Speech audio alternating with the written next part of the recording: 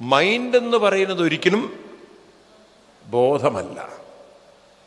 മനസ്സെന്ന് പറയുന്നത് കോൺഷ്യസ്നെസ്സിൽ ഉണ്ടായി നിലെന്ന് പറയുന്ന ചിന്തയാണ് മനസ്സ്. കേവലം അതൊരു ചിന്തയാണ്. കോൺഷ്യസ്നെസ്സിനെ നിലനിർത്തുന്നത് ആരല്ല? ചിന്തയല്ല. കാരണം ഞാനിത് പറയാൻ കാരണം, ഞാൻ കുട്ടിക്കാലം മുതൽ ഞാനെന്ന് പറയുന്നതും നിങ്ങളെന്ന് പറയുന്നതും ബോധം വെച്ചുകൊണ്ട് തന്നെയാണ്. കോൺഷ്യസ്നെസ് എന്ന് പറയുന്ന, അവയർനെസ് എന്ന് പറയുന്ന ബോധത്തോടു കൂടി തന്നെയാണ്. ആണോ? കുഞ്ഞുനാളിൽ നിങ്ങൾ ഞാനെന്ന് പറയുമ്പോൾ നിങ്ങൾക്ക് വിശപ്പുന്നപ്പോൾ നിങ്ങൾക്ക് ബോധം ഉണ്ടായിരുന്നില്ലേ? ബോധമില്ലാതെയാണോ നമ്മൾ ഓരോന്ന് ചെയ്തത്? ഇപ്പോൾ ഒരു പശുക്കുട്ടി കരയുമ്പോഴും വിശന്ന് കരയുമ്പോഴും അതിനും ബോധമുണ്ട്. പക്ഷിക്കുഞ്ഞ് കരയുമ്പോഴും അതിനും ബോധമുണ്ട്. ഒരു മത്സ്യത്തിനും വിശന്ന് കഴിഞ്ഞാൽ അതിനും ബോധമുണ്ട്. അപ്പം ഇവർക്കൊക്കെ അവരുടെ ഈ അറിവ് എന്ന് പറയുന്നത് ബോധരൂപത്തിലാണ് അവരതൊക്കെ അനുഭവപ്പെടുന്നത്. എല്ലാവർക്കും അറിവ് ഏത് രൂപത്തിലാണ്?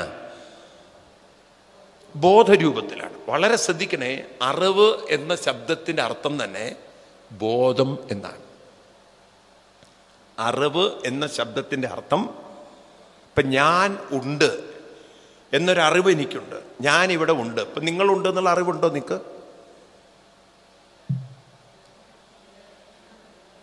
നിങ്ങളിവിടെ ഇരിക്കുന്നുണ്ട്, ഞാനിപ്പോൾ ഇവിടെ ഇരിക്കുന്നുണ്ട്. എനിക്കറിയില്ല കേട്ടോ ഞാനിവിടെ ഇരിക്കുന്നുണ്ടെന്ന് എന്ന് നിങ്ങൾ പറഞ്ഞാൽ അതിനർത്ഥം എന്താ?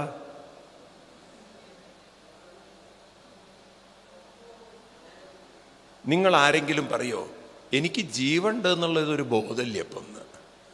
ആരെങ്കിലും പറയാറുണ്ടോ? കാരണം ഞാനുണ്ട്, ജീവനോടെ ഉണ്ട് എന്നത് നമുക്ക് ബോധമുണ്ട്. ആ ബോധം തന്നെയല്ലേ അറിവ്? ആ അറിവ് തന്നെയല്ലേ ബോധം? അറിവും ബോധവും വേറെ വേറെയാണോ?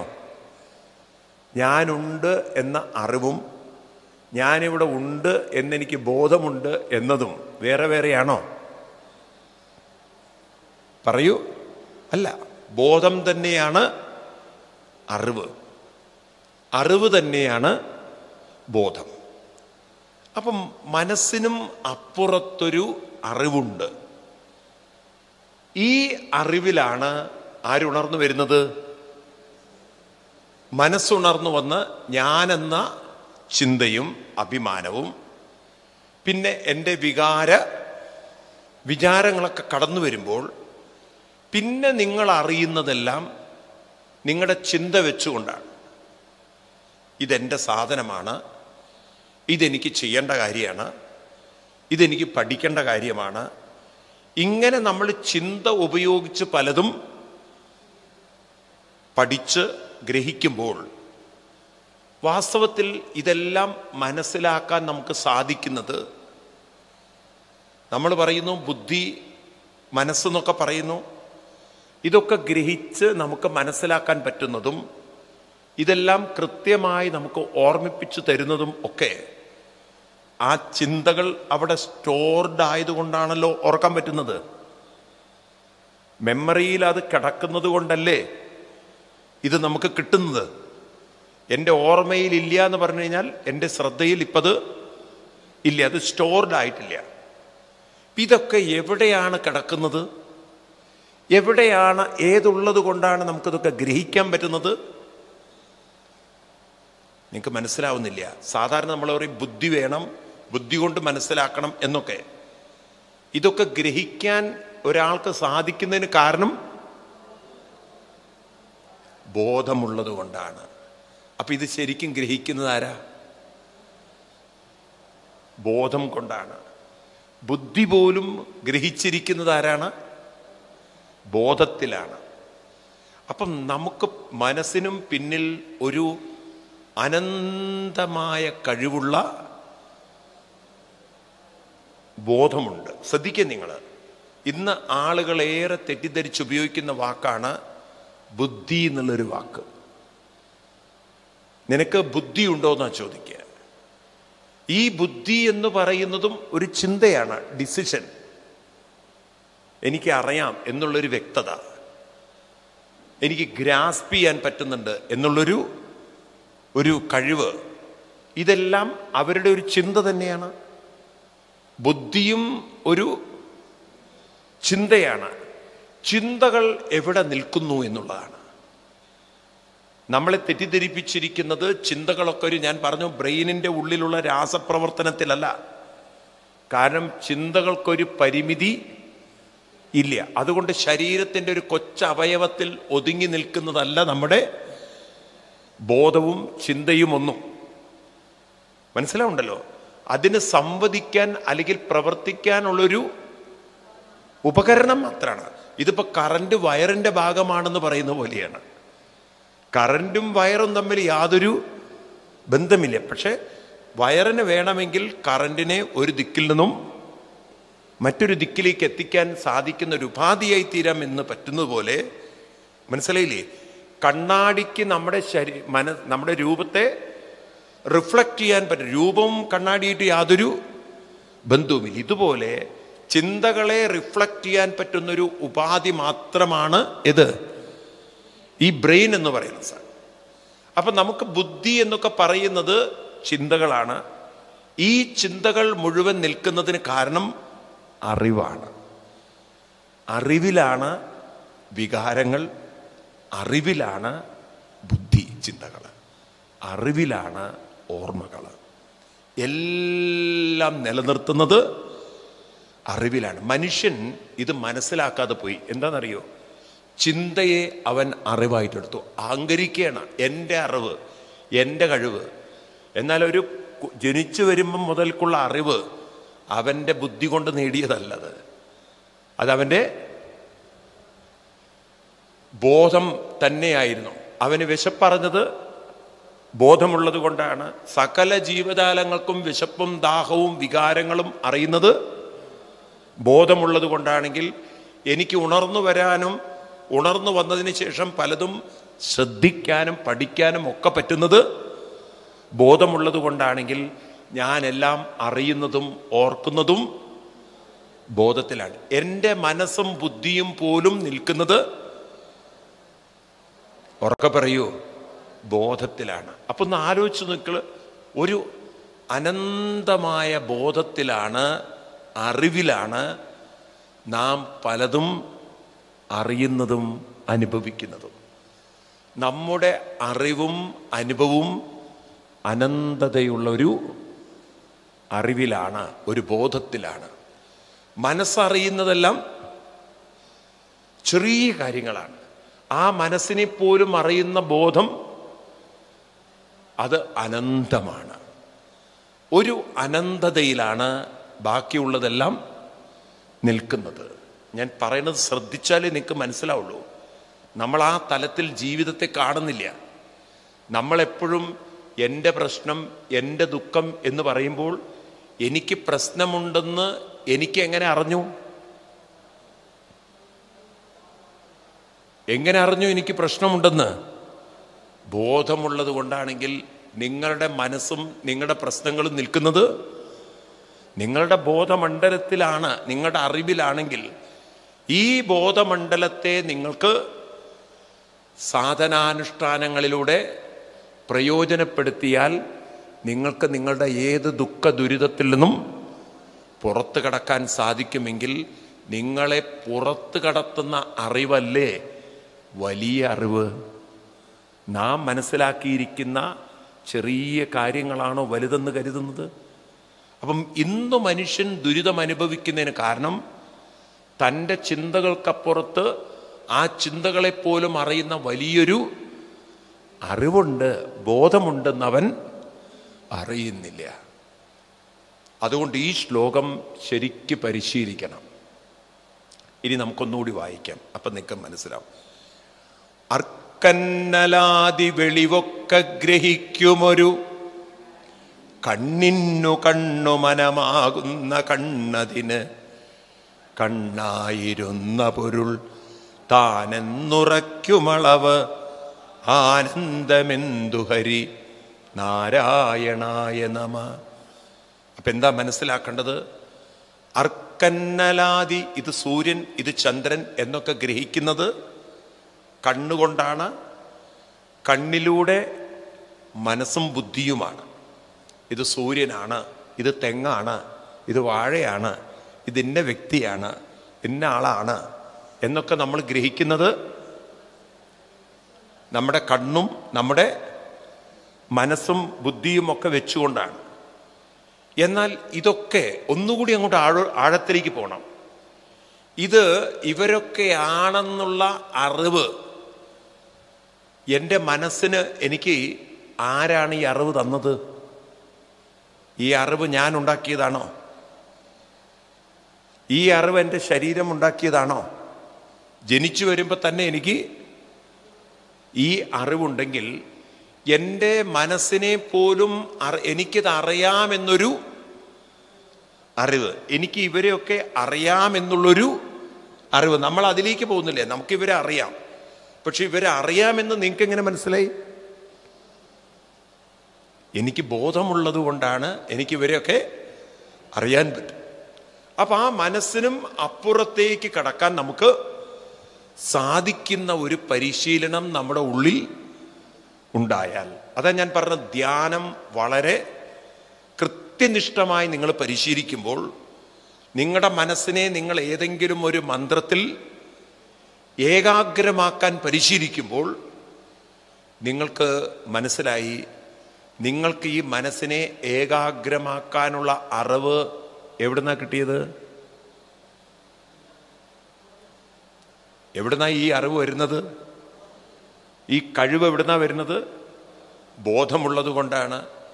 നിങ്ങളതിൽ ഏകാഗ്രമാക്കി അതിൽ മുഴുകുന്നതിന് കാരണം ബോധമുള്ളത് കൊണ്ടാണ്. ഈ ബോധമെന്ന് പറയുന്നതിനെക്കുറിച്ച് ചിന്തിക്കുമ്പോൾ നാം അതിലേക്ക് അലിഞ്ഞു പോകും. നമുക്കൊരിക്കലും കണ്ടുപിടിക്കാൻ പറ്റുന്നതല്ല ഏത്? ബോധം. എന്തുകൊണ്ടാണ് എനിക്ക് കണ്ടുപിടിക്കില്ല എന്ന് പറയാൻ പറ്റുന്നത്? ശാസ്ത്രജ്ഞന്മാർക്ക് ബോധത്തെക്കുറിച്ച് കണ്ടുപിടിക്കാൻ പറ്റാത്തത് എന്തുകൊണ്ടാണ്? എന്തുകൊണ്ടായിരിക്കും ബോധത്തെക്കുറിച്ച് കണ്ടുപിടിക്കാൻ പറ്റാത്തത്? നിങ്ങൾക്ക് മനസ്സിലാവുന്നുണ്ടോ? നിങ്ങൾ ധ്യാനം പരിശീലിക്കണം, അപ്പോഴേ മനസ്സിലാവുള്ളൂ. എന്തുകൊണ്ടാണ് കണ്ടുപിടിക്കാൻ പറ്റാത്തത്? ബോധത്തെക്കുറിച്ച് ചിന്തിക്കും തോറും ആ ചിന്തിക്കുന്ന വ്യക്തി ബോധം തന്നെയാണ്. ബോധത്തിൽ നിന്ന് വേറെയാണെങ്കിലേ ബോധത്തെക്കുറിച്ച് പഠിക്കാൻ പറ്റുള്ളൂ. ആ ചിന്തിക്കുന്ന വ്യക്തി തന്നെ ബോധമായാൽ തന്നെ തന്നെ ചിന്തിക്കാൻ എങ്ങനെ പറ്റുന്നത്? അപ്പൊ പിന്നെ തന്നെ തന്നെ കുറിച്ച് ചിന്തിക്കുക എന്ന് പറഞ്ഞാൽ അർത്ഥം തന്നിലേക്ക് താൻ തന്നെ അലിഞ്ഞു ചേരുക. അപ്പൊ താൻ ആരായിരുന്നു? ബോധമായിരുന്നു എങ്കിൽ പിന്നെ ഇതിനെ അലിഞ്ഞു ചേരുന്നത്. അപ്പൊ ഇപ്പം നമ്മൾ ബോധത്തിന്റെ കൂടെ അല്ല, ഇപ്പം നമ്മൾ ചിന്തകളുടെ കൂടെയാണ് ഇരിക്കുന്നത്. ഈ ചിന്തയുടെ പക്ഷത്തു നിന്നും ബോധപക്ഷത്തിലേക്ക് നമ്മൾ നമ്മുടെ ശ്രദ്ധയെ തിരിച്ചു കൊണ്ടുവരുമ്പോഴല്ലേ നമ്മളെ അലട്ടുന്ന സകല ചിന്തകളിൽ നിന്നും മോചനം ഉള്ളത്. ഇപ്പോൾ നമ്മളെ സംബന്ധിച്ച് ബോധത്തിൽ നിന്നാണ് വന്നതെങ്കിലും അറിവിൽ നിന്നാണ് വന്നതെങ്കിലും അറിഞ്ഞതിൽ കുരുങ്ങിക്കിടക്കുന്നവരാണ്. അറിവിലല്ല നമ്മൾ നിൽക്കുന്നത്, അറിഞ്ഞതിലാണ്. അറിഞ്ഞതൊക്കെ മനസ്സും ബുദ്ധി ഉപയോഗിച്ചിട്ടാണ്. മനസ്സും ബുദ്ധിയും കൊണ്ട് അറിയാൻ സാധിച്ചത് ആ മനസ്സിനെയും ബുദ്ധിയെയും നിലനിർത്താൻ ബോധമുള്ളത് കൊണ്ടാണ്. ഈ മനസ്സും ബുദ്ധിയും നിലനിൽക്കുന്നത് അനന്തമായൊരു ബോധത്തിലാണെന്ന് നമ്മളാരും അറിഞ്ഞിട്ടുമില്ല. നമ്മളാരും അതിനെ അറിയാനൊട്ട് പരിശീലിക്കുന്നുമില്ല. ഇപ്പം ധ്യാനമൊന്നും ആരും പരിശീലിക്കുന്നില്ല. അതുകൊണ്ടോ അറിഞ്ഞതിൽ അവര് അസ്വസ്ഥരായിട്ടിരിക്കുകയാണ്. നിങ്ങളെ എന്തെങ്കിലും ഒരു വാർത്ത കേൾപ്പിച്ചാൽ ഒന്നും വേണ്ട, നിങ്ങളോട് ഇത്രയും പറഞ്ഞാൽ മതി. എന്നാലും കഷ്ടം കേട്ടോ അവർ നിങ്ങളെക്കുറിച്ച് അങ്ങനെ പറഞ്ഞത്, ഞാൻ ഒട്ടും പ്രതീക്ഷിച്ചില്ല. വെറുതെ പറഞ്ഞാൽ മതി, അത്രയും. ആരാ പറഞ്ഞത്? അത് ഞാൻ നാളെ ഡീറ്റെയിൽ ആയിട്ട് പറഞ്ഞുതരാമെന്ന്. അന്നത്തെ ദിവസം എങ്ങനെയിരിക്കും? നിങ്ങളിരുന്നിങ്ങനെ ആലോചിക്കും, അവളായിരിക്കോ, അവളാണ് സാധ്യത. കാരണം അവളും ഞാനുമായിട്ട് അത്ര ചേർന്ന് പോയിട്ടില്ല. അല്ലെങ്കിൽ അവരായിരിക്കും. നിങ്ങൾ അത് തന്നെ ഇരുന്ന് ആലോചിച്ച് ആലോചിച്ച് ആലോചിച്ച് എന്തോ നിങ്ങൾ അറിഞ്ഞതിൽ നിങ്ങൾ പെട്ടുപോയി. നിങ്ങൾക്കതിൽ നിന്ന് ഒരിക്കലും ഈ മീൻ ഇവിടെ പിടിക്കുന്ന ആളുകളെ കാണാൻ നിൽക്കുക, ചൂണ്ട വെച്ചിട്ട് മീൻ പിടിക്കുന്നവരെ. ആ ചൂണ്ട ഉള്ളിൽ കുരുങ്ങിക്കഴിഞ്ഞു കഴിഞ്ഞാൽ, കൊക്ക് കുരുങ്ങിക്കഴിഞ്ഞാൽ പിന്നെ പാവത്തിന് അത് പുറത്ത് കിടക്കാൻ പറ്റില്ല. കാരണം അത് അതിൻ്റെ ഉള്ളിൽ കുളത്തിപ്പോയി. പിന്നെ അത് പാവം പ്രാണൻ പടയും. ഇതുപോലെയാണ് ചില ചിന്തകൾ നമ്മളെ കുരുക്കിക്കഴിഞ്ഞാൽ പിന്നെ മീൻ കുടുങ്ങിയതും നമ്മൾ കുടുങ്ങിയതും ഒരുപോലെയാണ്. പിന്നെ ആ ചിന്ത തന്നെ ആരായിരിക്കും എന്നെക്കുറിച്ച് പറഞ്ഞിട്ടുണ്ടാവുക, എന്തായിരിക്കും പറഞ്ഞിട്ടുണ്ടാവുക, ഇത് തന്നെ ഇരുന്ന് ആലോചിച്ച് കൂട്ടാം നമുക്ക്. അപ്പം നമ്മൾ എവിടെയാണ് കുരുങ്ങിയത്? അറിവിലാണോ അറിഞ്ഞതിലാണോ? ഏതിലാ കുരുങ്ങിയത്? അറിഞ്ഞതിലാണ്. ഈ അറിയാൻ ഈ മനസ്സിന് പ്രാപ്തി കൊടുത്തതാരാ? ആരുടെ കഴിവെടുത്തിട്ടാ മനസ്സറിഞ്ഞത്? നിങ്ങളൊന്ന് സ്വസ്ഥമായിട്ടിരുന്നൊന്ന് ആലോചിക്കുക. ഇപ്പം ഞാൻ നിങ്ങളെ കാണുന്നു, നിങ്ങൾ എന്നെ കാണുന്നു. നമ്മൾ പറയാ ഞാൻ കാണുന്നു എന്നാണ്. ഈ ഞാൻ കാണുന്നു എന്നെനിക്ക് പറയണമെങ്കിൽ ഈ ഞാൻ പോലും ഉണർന്നു വരുത്തുന്ന ആര് വേണം? ബോധം. ബോധമില്ലായിരുന്നെങ്കിൽ ഞാൻ ഉണരുന്ന പ്രശ്നമില്ല. അപ്പം ഞാൻ നിങ്ങളെ കാണുന്നു എന്നുള്ള ബോധം ഈ ഞാനിൻ്റെ ബോധമാണോ? മനസ്സിലായില്ല. ഞാൻ നിങ്ങളെ കാണുന്നു എന്നൊരു ബോധം എനിക്കുണ്ട്, നിങ്ങൾ എന്നെ കാണുന്നു എന്നുള്ളൊരു ബോധമുണ്ട്. ഇത് ആ ഞാനിൻ്റെ ബോധമാണോ? ഉണർന്നു വന്നിരിക്കുന്ന ഞാനിൻ്റെ ബോധമാണോ? മനസ്സിലായില്ല. ഞാൻ പറഞ്ഞ മനസ്സിലായോ? നിങ്ങൾക്ക് മനസ്സിലായില്ല? മനസ്സിലായോ? ക്ലിയറായി മനസ്സിലായോ? ശ്രദ്ധിക്കൂ നിങ്ങൾ. ഇപ്പോൾ ഞാൻ നിങ്ങളെ കാണുന്നു, എനിക്ക് ബോധമുണ്ട്, ഞാൻ നിങ്ങളെ കാണുന്നു. അപ്പം ഞാൻ നിങ്ങളെ കാണുന്നു എന്നതിലൊരു ബോധമുണ്ടല്ലോ. ഈ ബോധം എന്നിലെ ഞാൻ എന്ന് പറയുന്ന ആ ഒരു ചിന്തയുടേതാണോ? ഞാൻ കാണുന്നു എന്ന ബോധം ആ ചിന്തയുടേതാണോ? ആ ബോധം ആരിൽ നിന്നെടുത്തതാ? എന്നെ ഉണർത്തിക്കൊണ്ടുവന്ന ബോധത്തിന്. അപ്പം ഞാൻ പോലും ഒരു ബോധത്തിൻ്റെ ഭാഗമാണ്. അപ്പൊ എൻ്റെ ഈ കാണുന്നു എന്ന ബോധവും എൻ്റെ അല്ല, ആരുടെയാണ്? ബോധത്തിൻ്റെയാണ്. അപ്പൊ ബോധത്തിൻ്റെ ആ ബോധത്തെ ഞാൻ എൻ്റെ ബോധമാക്കി മാറ്റുന്നതല്ലേ നമ്മുടെ അവസ്ഥ? ബോധത്തിൻ്റെ ബോധം നമ്മൾ എനിക്ക് ബോധമുണ്ട്, എനിക്കറിയുന്നുണ്ട്, എല്ലാം ആരുടേതാക്കി? നിങ്ങൾ ശ്രദ്ധിച്ചേ ഉത്തരം പറയൂ, വളരെ ശ്രദ്ധിച്ചേ ഉത്തരം പറയാം. അപ്പം നിങ്ങൾക്കത് മനസ്സിലാവും കൺസെപ്റ്റ്. എനിക്ക് ഞാൻ നിങ്ങളെ കാണുന്നു എന്ന ബോധമുണ്ട് എന്ന് ഞാൻ പറയുമ്പോൾ എന്നെപ്പോലും ഉണർത്തിക്കൊണ്ടുവന്ന ബോധത്തിൻ്റെ ബോധമല്ല ഞാൻ കാണുന്നത്. ഇതെല്ലാം എൻ്റെ എൻ്റെ എൻ്റെ ബോധമാണ്. ഞാൻ ഏറ്റവും നന്ദികേടല്ലേ ചെയ്യുന്നത് എന്നോട്? പറയൂ. ഞാൻ എൻ്റെ ബോധത്തെ, ഒരു വിശാലമായ ബോധത്തെ, അനന്തമായ ബോധത്തെ പരിമിതപ്പെടുത്തുകയാണ്. അപ്പം ഞാൻ എവിടെയാണ് ഒതുങ്ങിപ്പോകുന്നത്? അറിഞ്ഞതിൽ എൻ്റെ ബോധം ഒതുങ്ങുന്നതിൻ്റെ പേരാണ് ജീവാത്മഭാവം, ദുഃഖീഭാവം. നിങ്ങൾ നിങ്ങളുടെ ബോധത്തെ നിങ്ങൾ അറിഞ്ഞതിൽ മാത്രം പരിമിതപ്പെടുത്തുന്നു. നമ്മുടെ ഞാനെന്ന ഭാവത്തിന് ബോധത്തെ പരിമിതപ്പെടുത്താൻ സാധിക്കും എന്ന് ചോദിച്ചു കഴിഞ്ഞാൽ തെറ്റാണ്. ബോധത്തിനെ ഒരിക്കലും പരിമിതപ്പെടുത്താൻ സാധ്യമല്ല. വളരെ ശ്രദ്ധിക്കൂ. നിങ്ങൾക്കിത് മനസ്സിലാവണമെങ്കിൽ സൂര്യനെ മാത്രമേ എക്സാമ്പിളാക്കി എടുക്കാൻ പറ്റുള്ളൂ. സൂര്യൻ്റെ കിരണത്തിൻ്റെ ചൂട് തട്ടിയിട്ടാണ് വെള്ളം ചൂടായി ആവിയായി അവസാനം കാർമേഘമായി മാറുന്നത്. എല്ലാവർക്കും അറിയുന്ന കാര്യം. കാർമേഘം ഒരു പർട്ടിക്കുലർ ഏരിയയിലായിരിക്കും.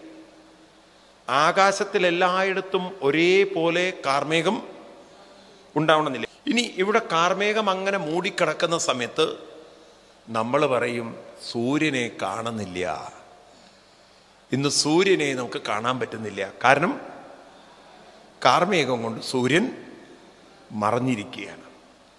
എന്നാൽ നിങ്ങൾ ഇവിടെ നിന്നും മറ്റൊരു സ്ഥലത്തേക്ക് പോകുമ്പോൾ, നമ്മളൊന്ന് തമിഴ്നാട്ടിലേക്ക് കടന്നു കഴിഞ്ഞാൽ ഇവിടുത്തെ മഴയുടെ ഒരു കോലാഹലവും അവിടെ നല്ല തെളിഞ്ഞ് കിടക്കുന്നു, നല്ല സൂര്യൻ ഉദിച്ച് കിടക്കണു, അവിടെ നല്ല വെയില്, ഇവിടെ മൂടിക്കെട്ടിയ അവസ്ഥ.